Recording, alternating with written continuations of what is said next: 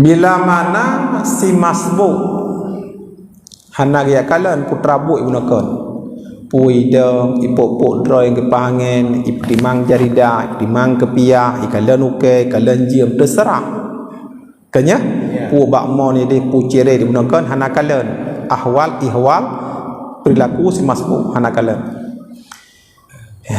yang akan dengan si masbuk orang yang tidak cukup waktu untuk menyempurnakan bacaan Fatihah sebelum imam rukuk, itu masbuk. Dia tidak cukup waktu untuk menyempurnakan bacaan Fatihah sebelum imam rukuk, tidak cukup waktu. Berarti itu namanya masbuk. Orang masbuk, kalau imam sudah rukuk, dia wajib segera rukuk walaupun Fatihahnya belum selesai atau sama sekali tidak sempat membaca Fatihah, tidak sempat membaca Fatihah, tetap dia harus rukuk. Bahkan dia harus sempat menetap ukuran kadar tumakninah dalam rukuk bersama imam, bukan dia turun imam naik atau comunca plak troji kena belum kemudah nunggu imam, bukan, sempat menetap ukuran kadar tumakninah dalam rukuk bersama imam, dihitung rakaat itu, dihitung rakaat. Kenapa dihitung rakaat? Karena hadis Rasulullah sallallahu alaihi wasallam, barang siapa yang mengikuti imam, maka bacaan imam itulah bacaannya si makmum. Hadis tersebut Imam An-Nawawi mempertanggungkan kepada si masbuk. Adapun si muwafi, apa arti si muwafi? Bukan masbuk, bukan masbuk. Dia tetap tidak ada salat kalau tidak ada Fatihah, karena hadis Rasulullah sallallahu alaihi wasallam, la salata liman lam yaqra bi Fatihatil kitab. Tidak ada salat kalau tidak membaca Fatihah. Itu berlaku untuk siapa? Untuk imam. Imam enggak ada salat kalau enggak ada Fatihah. Untuk si munfarid, orang salat sendirian, tidak ada salat kalau tidak baca Fatihah.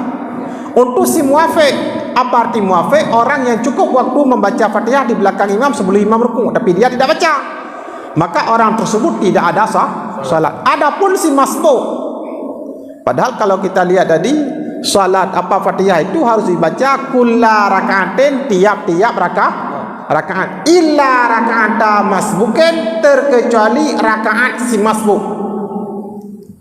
Aman. Tidak diinstruksikan harus menyempurnakan Fatihah. Maka yang salah bagi si masbuk itu, dia sudah sadar dia itu masbuk. Imam sudah rukuk, dia tidak rukuk. Imam sudah rukuk, dia masih ghairil maghdubi alaihim waladdallin. Imam sami Allah liman hamidah, turun dia rukuk. Ini berbahaya. Kenapa berbahaya? Dia pikir dia itu sudah satu rakaat, nanti salam bersama imam. Salah itu. Dia turun rukuk. Rukuk apa namanya itu? Rukuk mutabaah dengan imam? Tidak, imam sudah i'tidal. Rukuk apa namanya? Rukuk mandiri. Tidak ada rukuk mandiri karena kita qudwah imam, mengikuti imam. Di saat tadi imam rukuk, kita mentakhirkan, menyempurnakan Fatihah, sehingga imam begitu kita bangkit, imam telah turun dari i'tidal untuk sujud. Berarti sengaja kita membiarkan imam lewat ke depan dua rukun fi'li. Yang pertama rukuk, itu rukun fi'li. Yang kedua i'tidal, tidak bersamaan dengan imam, karena kita balik imam turun. Sengaja kita membiarkan imam lewat ke depan dua rukun fi'li. Yang pertama rukuk, yang kedua i'tidal. Al-mutawalliyah ini yang beriring-iringan keduanya dua rukun fi'li, sengaja kita biarkan. Itu bukan udhur namanya. Oh, saya menyempurnakan Fatihah. Siapa yang suruh kita menyempurnakan Fatihah? Kita masbuk, tidak disuruh itu. Itu namanya bukan udhur. sengaja itu membiarkan imam lewat dua rukun ke depan. Rukun fi'li al-mutawali ini yang beriringan, keduanya dua rukun. Batalat salatu, batal salatnya. Bukan tidak cukup rakaat. Benar jenang tu kebudak utamah tak rakaat tu.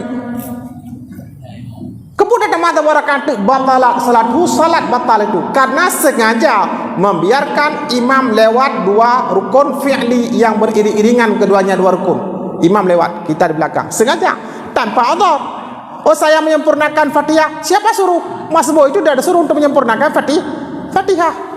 Itulah kesalahan selama ini. Berarti selama ini yang melakukan hal seperti itu berarti tidak ada salat.